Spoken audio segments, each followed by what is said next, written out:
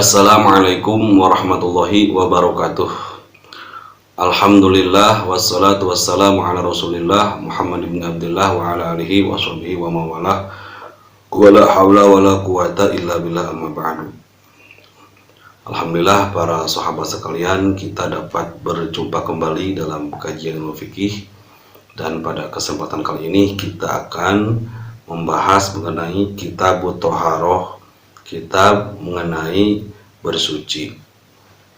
Dan harus kita ketahui bahwa bersuci ini adalah perintah daripada Allah Subhanahu wa taala, dan pelaksanaannya termasuk kepada golongan ibadah.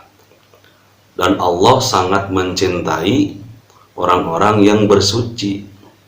Bahkan Allah Subhanahu wa taala memuji orang-orang yang bersuci, sebagaimana Allah Subhanahu wa taala memuji para sahabat Ansor yang tinggal di daerah Quba bagian Madinah, di mana mereka itu gemar beribadah di masjid dan gemar bersuci. Allah memuji mereka, dan pujian ini diabadikan dalam Al-Qur'an surat At-Taubah ayat 107. A'udzu billahi minasyaitonir rajim. Bismillahirrahmanirrahim. La masjidun ussisa 'ala taqwa min awwali yaumin ahaqqu an taquma fihi rijalun yatatahharu wallahu yuhibbul mutahhirin.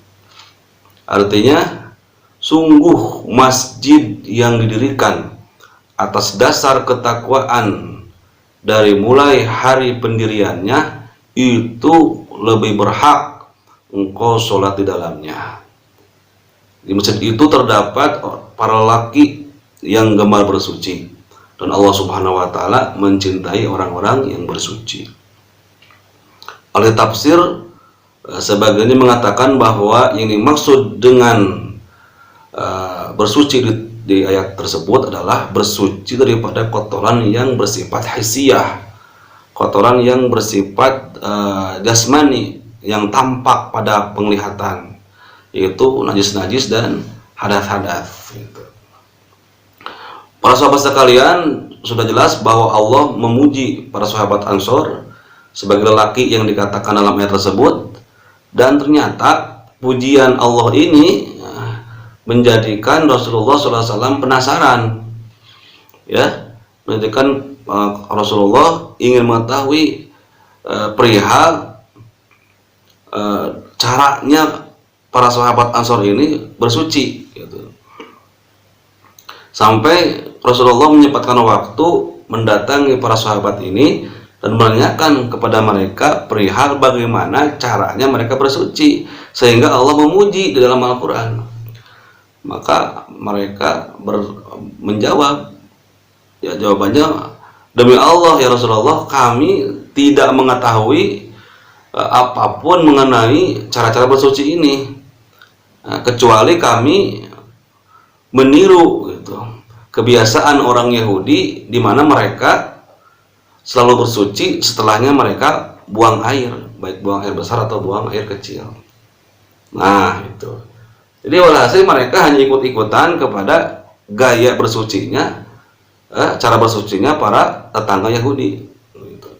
Nah, kalau kita simpulkan, gitu, bahwa sahabat ini, ya, para sahabat Ansor ini mendapat pujian daripada Allah Subhanahu wa taala karena mereka rajin bersuci, dan cara bersucinya ini, ya, meniru daripada kebiasaan orang Yahudi.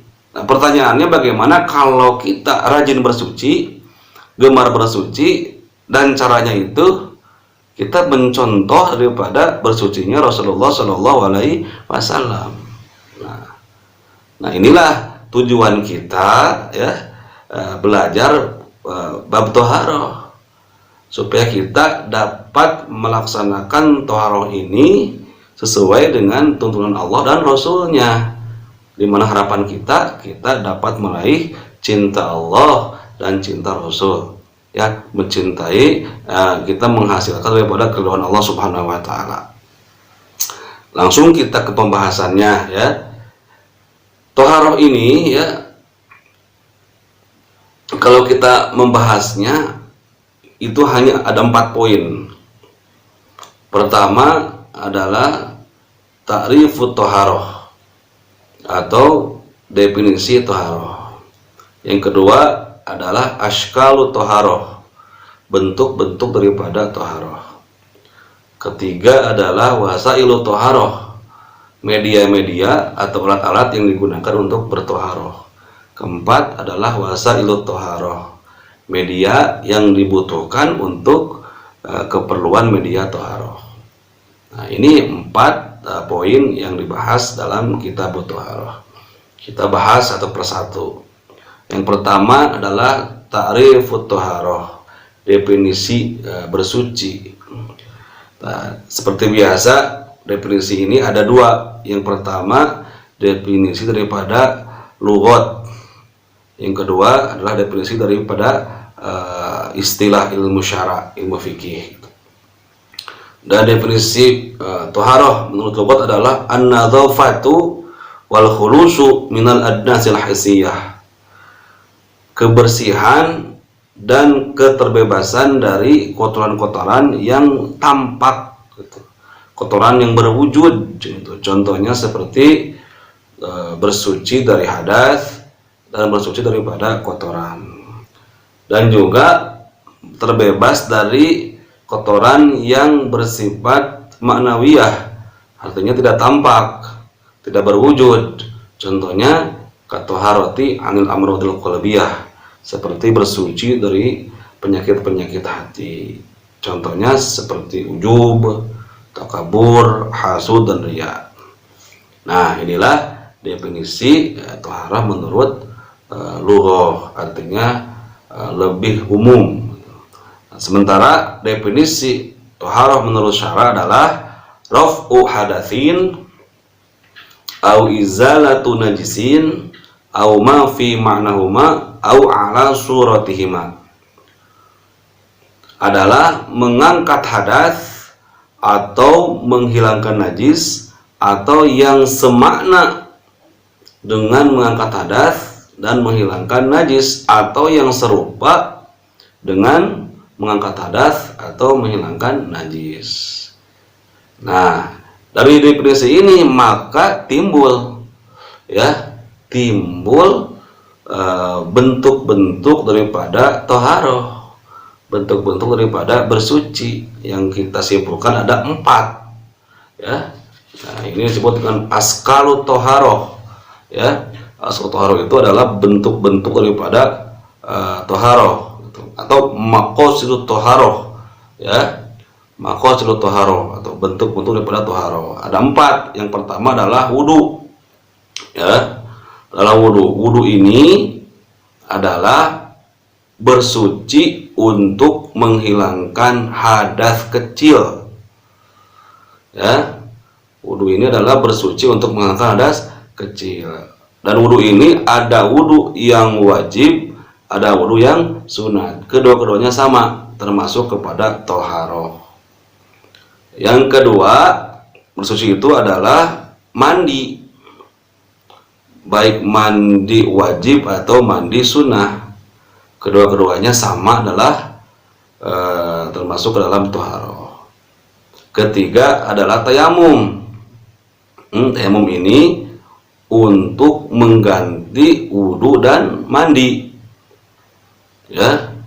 Kalau kita tidak dapat melaksanakan wudu karena suatu hal yang diperbolehkan, maka bisa diganti dengan tayamum. Begitupun mandi ya. Ketika kita tidak melaksanakan mandi karena ada halangan, maka diganti dengan tayamum. Keempat adalah menghilangkan najis ya. Nah, dari 4 bentuk bersuci ini maka akan dibutuhkan ya alat-alat atau media-media untuk bertoharoh ini ya, yang ini disebut dengan wasailu toharoh ya, atau alat-alat atau media-media yang digunakan untuk bersuci. Dan ini ada 4. Yang pertama adalah air ya. Air ini arahannya untuk berwudu dan mandi, dan syaratnya airnya harus suci dan mensucikan. Dan yang kedua adalah tanah. Tanah ini arahannya untuk bertayamum. Syaratnya harus tanah yang suci dan mensucikan, yang terbebas dari campuran-campuran benda-benda selain tanah seperti kapur, pasir, batuan, dan sebagainya. Dan tanahnya pun harus yang mengandung debu. Yang ketiga adalah alat-alat untuk menyamak. Ya, ini arahannya untuk mensucikan kulit bangkai, ya, supaya menjadi suci yang tadinya najis. Ya, ini alat-alat yang dibutuhkan adalah alat-alat yang harus bersifat dapat menjaga kulit tadi daripada pembusukan.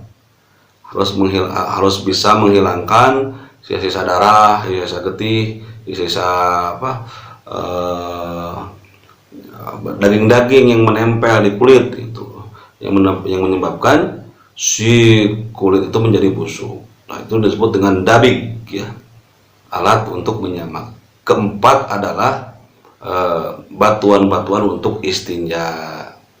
Di mana-mana kita terhalangi, ya, dalam bersuci kita dari menggunakan air, atau kita ingin memilih alat bersuci dengan batu, boleh saja walaupun ada air. Nah, ini menggunakan batuan-batuan atau alat-alat yang sejenis dengan batu.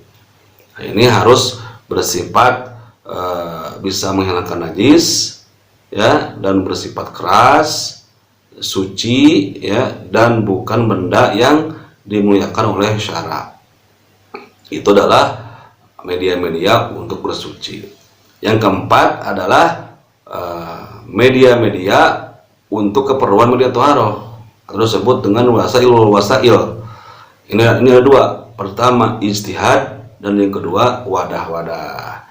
Nah, dan poin-poin ini kedepannya akan dibahas secara lebih detail, dan akan didahulukan adalah mengenai pembahasan wasail toharoh, ya, alat-alat atau media-media yang digunakan untuk bersuci. Ya, nanti insya Allah kita akan bahas satu persatu. Nah, ini adalah pembukaan daripada bab toharoh. Mudah-mudahan bermanfaat. Assalamualaikum warahmatullahi wabarakatuh.